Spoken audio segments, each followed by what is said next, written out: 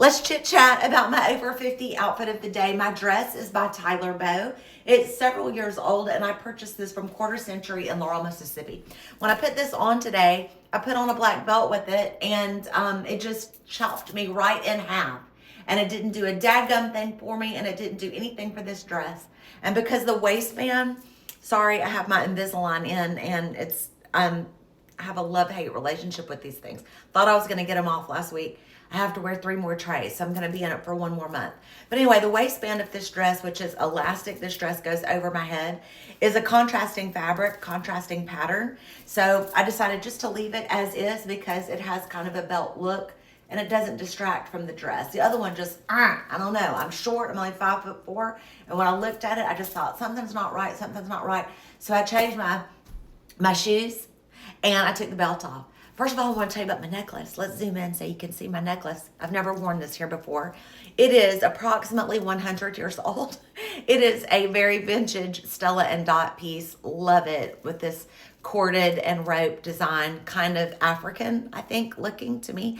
And the reason I picked it is because this dress kind of makes me think about safari.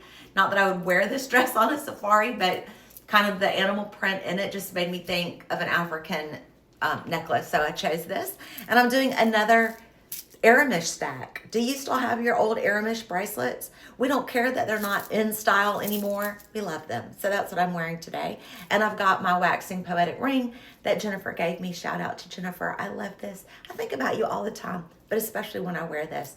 Guess what? Same fat gold hoops I've been wearing on repeat. And let's talk about the shoe of the day.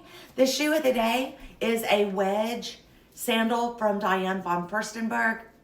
I have had these, I bet I've had these 10 years, maybe 10 years. They came from Mason Weiss in Jackson, Mississippi, which has a killer designer shoe department, and they always have excellent sales. I'll tell you why I don't wear these very much. It's kind of funny, but this shoe right here has it sounds like a little bead in the heel. It's not loud. I'm probably the only one who can hear it. They also have zippers on the back, and the little zipper pull kind of jingle jangles. So I tend to not reach for these a lot, but they are incredibly comfortable, and I really should wear them more because they're versatile and comfortable. And I think for my weather, I can really wear them year round. The bag of the day is one I haven't featured here before, so let's talk about it. This is the Hudson, and I'm not going to pronounce this correctly, I know, but it is the Hudson by DeMellier. I think DeMellier, I'll tag them. And this is not the tiny one. This is the normal, quote, business size one. But I think this is perfect for me. I do love a big bag. It comes with a crossbody strap, but I don't like this crossbody. So I'm just going to do a hand carry. This has everything I could possibly need in it. And this bag in and of itself is light. And I love big bags. And a lot of the times the big bags that I do love are so heavy without anything in them that they're impractical. Another thing I love about this bag is it has an outside pocket, and I've got some pins in here.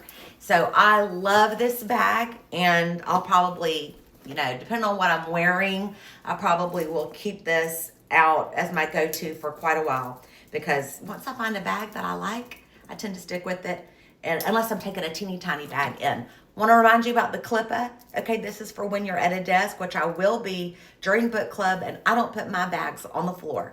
So my clipper will hold my bag on the table, and it will be suspended, and it won't get dirty, nasty. And you know what they say, purse on the floor, money out the door. So we're not interested in our money going out the door.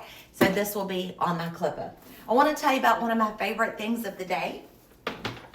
I can't remember if I've talked about this before or not, but this is a Wonder Boom speaker. Bought this on Amazon. It's probably in my storefront. I want to tell you about this because guess where I use this primarily? The shower.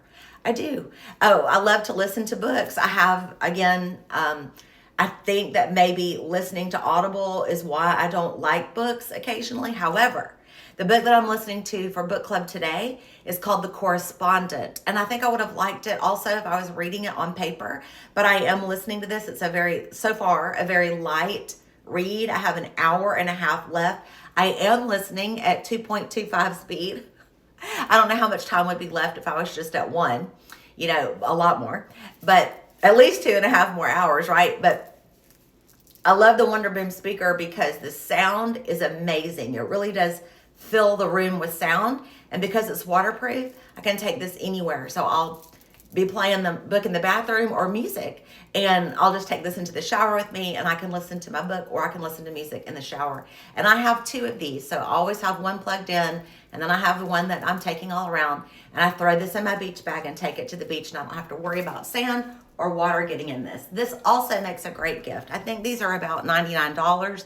I gave one of these to my massage therapist for Christmas one time because I was tired of his crappy sound system when I was getting a massage. I was like, here is a speaker. It's really a gift to me, but it's a gift to you. And he loves it, and it fills his studio with sound, and he's gotten a lot of positive comments on it. So this is my OOTD, and guess what else I'm doing? I'm taking a calligraphy class. Where? You know, Holly. And I don't have a calligraphy pen. I ordered one. It's not in yet, so I'll have to borrow another one from the teacher. But I'm really enjoying it, and it's, I think, 5 sessions long. I'm also taking a class about the Reconstruction era, which is really great because, you know, I live in Mississippi, live in the South. So we need to learn history, the good, the bad, and the ugly, the history about our country and the history about your state and where you live and what your part is in the future of your country and of your state. So I encourage you to always be learning. If you are still with me, would you comment in the comments below, what are you currently learning this week? By learning, I mean, what are you actively pursuing information about? And if you're reading a nonfiction book, I would love to know the name of it because I love nonfiction. I love memoirs. I love biographies. I love a book about any kind of subculture. It could be a book about what it's like to be a trash collector, and I'm going to read it because that's not my life, and I want to learn about it, and I find it utterly fascinating. So in the comments, please put what you're learning, and if you're reading a good nonfiction book today, those are the ones I'm curious about. And whatever you're doing on this wonderful Wednesday that I'm so grateful to wake up and be a part of, I hope that you'll dress up, y'all, because it'll make you feel better. Really, it will.